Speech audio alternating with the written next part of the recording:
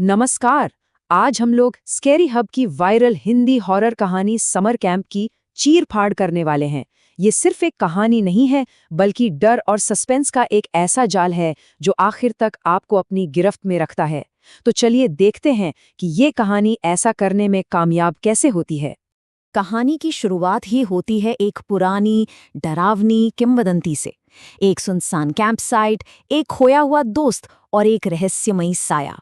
यहीं से डर की नींव पड़ती है। और ये एक बहुत जरूरी सवाल खड़ा करता है, क्या वही भयानक हादसा फिर से होने वाला है? तो कहानी का पहला हिस्सा हमें काले अतीत और आज के युवाओं के एडवेंचर के बीच के टकराव से मिलवाता है। और यहीं से असल में कहानी की शुरुआत होती है। जरा इसे समझिए। 20 साल पहले एक स्टूडेंट रहस्यमयी तरीके से गायब हो जाता है और उस कैंपसाइट पर हमेशा के लिए ताला लग जाता है। और आज 5 दोस्त आरव, कबीर, नील, तान्या और रिया एक एडवेंचर ट्रिप प्लान कर रहे हैं। कहानी बड़ी चालाकी से अतीत को वर्तमान से जोड़ देती है, जिससे एक अनहोनी का गहरा डर पैदा होने लगता है। और ये लोग जाने का फैसला कहाँ करते हैं? नील के नाना नानी के पहाड़ी गांव में। देखिए, ये कोई आम टूरिस्ट स्पॉट नहीं है। ये जगह अलग थलग है, भीड़ से बिल्कुल दूर। और यही बात उन्हें असली रोमांच का वादा करती है। पर असल में यही चीज उन्हें सीधे खतरे के मुंह में ले जाती है। तो अब कहानी आगे बढ़ती है। दोस्तों का ग्रुप गांव पहुंचता है और उन्हें मिलती है पहली चेतावनी। और ये वो पल है जहां एडवेंचर का उनका जोश उन्हें सामने खड़े खतरे से आंखें मूंदने पर मजबूर कर देता है।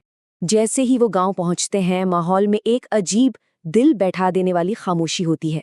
शाम ढलते ही हर दरवाजा बंद, सड़कें बिल्कुल सुनसान। कैंप साइट की कहानी सुनने से भी पहले यह डरावना माहौल डर की जमीन तैयार कर देता है।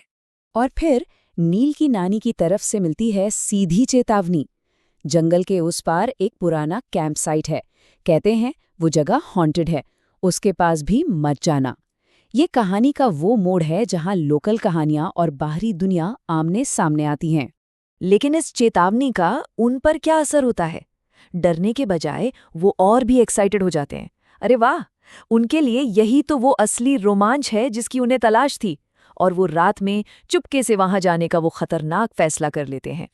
अब हम कहानी के उस हिस्से में पहुंचते हैं जहां डर अपनी सारी हदें पार कर देता है। यहाँ से घटनाएं इतनी तेजी से घटती हैं कि एक पल भी सांस लेने का मौका नहीं मिलता। डर की पहली दस्तक वो आती है रिया के इस बेचैन करने वाले सवाल से। क्या किसी को ऐसा लग रहा है जैसे कोई हमें देख रहा है? ये सिर्फ एक एहसास नहीं है, ये उस अनदेखे खतरे का पहला इशारा है जो अंधेरे में छिपा है। फिर आरव को गीली मिट्टी में कुछ बहुत ही अजीब दिखता है। 5 पैरों के निशान जो कैंप की तरफ से जंगल की ओर जा रहे थे। ये एक नामुमकिन सुराग है। इसका मतलब है कि कोई पहले से ही वहां मौजूद था, कोई जो नॉर्मल नहीं था। तनाव और बढ़ता है जब जंगल के अंदर से एक भयानक चीख सुनाई देती है, किसी इंसान की आवाज।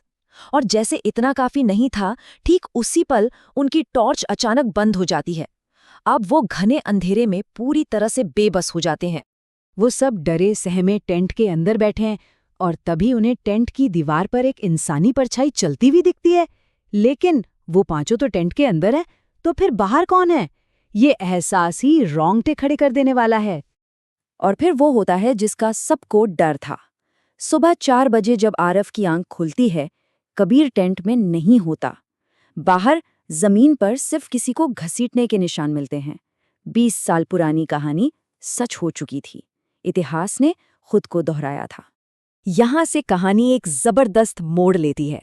अब डर जिस्मानी नहीं बल्कि दिमागी है, एक साइकोलॉजिकल हॉरर।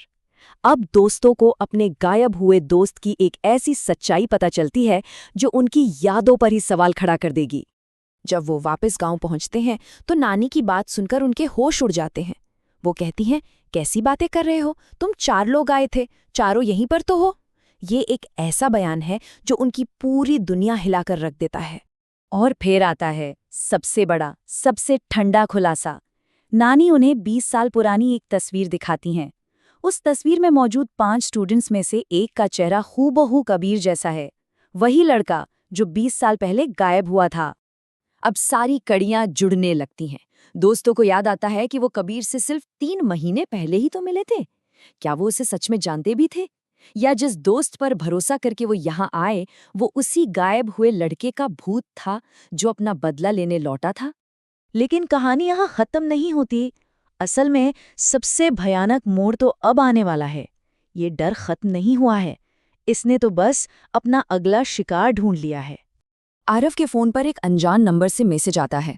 उसमें पिछली रात की एक तस्वीर है। तस्वीर में वे चारों दोस्त हैं और उनके ठीक पीछे घने अंधेरे में कबीर खड़ा है। वो उनके साथ हर पल था, उन्हें देख रहा था। और तस्वीर के नीचे एक छोटा सा संदेश लिखा है, अगले समर कैंप में फिर आऊंगा। ये सिर्फ एक धमकी नहीं, ये एक वादा है। ये बताता है कि ये बुराई एक साइकिल है जो बार बार लौटेगी, कभी खत्म नहीं होगी। और अब कहानी का सबसे खौफनाक अंत। जैसे ही आरव वो फोन नील को दिखाता है, नील एक अजीब तरह से मुस्कुराने लगता है और धीरे धीरे उसका चेहरा कबीर के चेहरे में बदलने लगता है। उस चीज ने उनमें से एक पर कब्जा कर लिया है। और कहानी इस भयानक सवाल पर खत्म होती है, जो अब नील नहीं बल्कि उसके अंदर मौजूद वो शैतानी ताकत पूछ रही है, सब लोग आएंगे ना मेरे साथ समर कैंप में? ये एक ऐसा अंत है जो सुनने वालों को एक गहरे अनसुलझे डर के साथ अकेला छोड़ देता है।